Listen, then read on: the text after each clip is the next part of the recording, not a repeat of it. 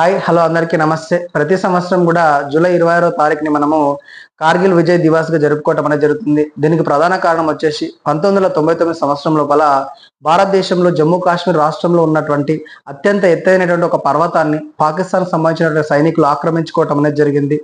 ఈ సందర్భంగా అప్పట్లో భారతదేశానికి ప్రధానమంత్రిగా ఉన్నటువంటి వాజ్పేయి గారు సైనిక చర్యకు పూనుకొని భారతదేశం సంబంధించినటువంటి సైన్యాన్ని ఆ ప్రాంతానికి పంపించి పాకిస్తాన్ సంబంధించినటువంటి వ్యక్తులతో విపరీతమైనటువంటి యుద్ధాన్ని పోరాటాన్ని జరిపి తిరిగి ఆ యొక్క ప్రాంతాన్ని భారతదేశంలో విలీనం చేయడం అనేది జరిగింది. ఈ యొక్క పోరాటం లోపల కొంతమంది భారతీయ సైనికులు కూడా మరణించడం అనేది జరిగింది. వారి మరణానికి గుర్తుగా ఈ రోజు మనము కార్గిల్ విజయ్ దివాస్ ను జరుపుకోవడం అనేది జరిగింది.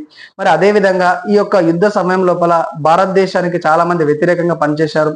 ఆ వ్యతిరేకంగా పనిచేసినటువంటి దేశాలు ప్రధానంగా అమెరికా కావచ్చు, చైనా కావచ్చు, ఈ దేశాలకు సంబంధించినటువంటి వ్యక్తులు ఆ సమయం లోపల భారతదేశంగా ఒకవేళ ఈ యొక్క యుద్ధం నుంచి విరమించుకోకపోతేనంటే భారతదేశంలో ఉన్నటువంటి జమ్మూ కాశ్మీర్ని ఈ యొక్క భూప్రపంచంపై లేకుండా వాటిపైన అణుబాంబులతో దాడి చేస్తామని మనల్ని బెదిరించే ప్రయత్నం చేశారు.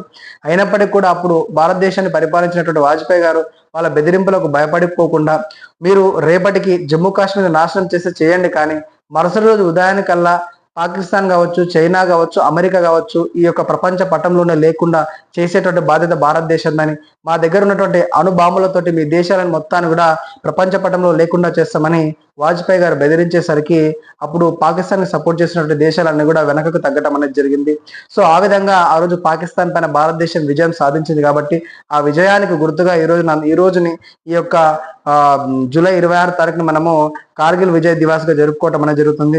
సో ఆ యొక్క యుద్ధంలో వీరమరణం పొందినటువంటి జవాన్ అందరికి కూడా ఒకసారి జోహార్లు తెలియజేస్తున్నాను. సో ఈ యొక్క వీడియో మీ అందరికి నచ్చినట్టయితే వీడియోకి లైక్ చేస్తారని ఆశిస్తున్నాను. సో ఇలాంటి మంచి మంచి వీడియోస్ కోసము మన ఛానల్ సబ్స్క్రైబ్ చేసుకునేటువంటి ప్రయత్నం చేయండి. మీకు ఏమైనా డౌట్స్ ఉంటే కామెంట్లో తెలియజేయండి. ధన్యవాదాలు.